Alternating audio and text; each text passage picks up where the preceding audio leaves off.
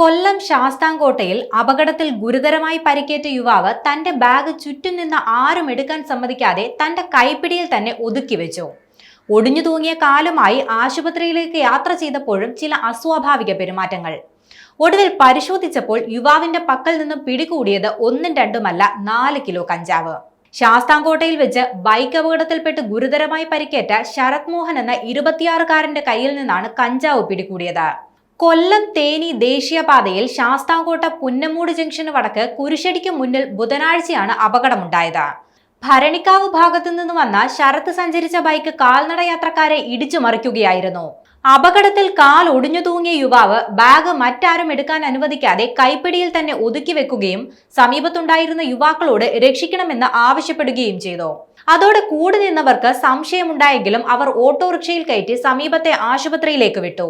എന്നാൽ അവിടേക്ക് പോകാതെ കൊല്ലം ഭാഗത്തേക്ക് വിടാൻ ഡ്രൈവറോട് യുവാവ് ആവശ്യപ്പെട്ടു. അതോടെ അസ്വാഭാവികത തോന്നിയ നാട്ടുകാർ പിന്നാലെ എത്തി പുന്നമൂട്ടിൽ വെച്ച് ഓട്ടോ തടയുകയായിരുന്നു. തുടർന്ന് യുവാവിറങ്ങി ബസ് സ്റ്റോപ്പിൽ കയറി കിടക്കുകയും ചെയ്തു. കൈവശമുണ്ടായിരുന്ന ബാഗ് ഇയാൾ പുറത്തേക്ക് വലിച്ചെറിഞ്ഞു. അവിടെ തടിച്ചുകൂടിയവർ ശാസ്താംകോട്ട പോലീസിനെയും എക്സൈസ് സംഘത്തെയും വിവരം അറിയിച്ചു. എക്സൈസ് സംഘം എത്തി ബാഗ് പരിശോധിച്ചപ്പോഴാണ് 2 കെട്ടുകളിലായി 4 കിലോയിലധികം കഞ്ചാവ് കണ്ടെത്തിയത്. അവശനിലയിലായിരുന്ന ശരത്തിനെ എക്സൈസ് സംഘം ആദ്യം ഊക്കൻമുക്കിലെ സ്വകാര്യ ആശുപത്രിയിൽ എത്തിച്ചു. പരിക്ക് ഗുരുതരമായതിനാൽ എക്സൈസ് സുരക്ഷയിൽ തിരുവനന്തപുരം മെഡിക്കൽ കോളേജ് ആശുപത്രിയിലേക്ക് മാറ്റി.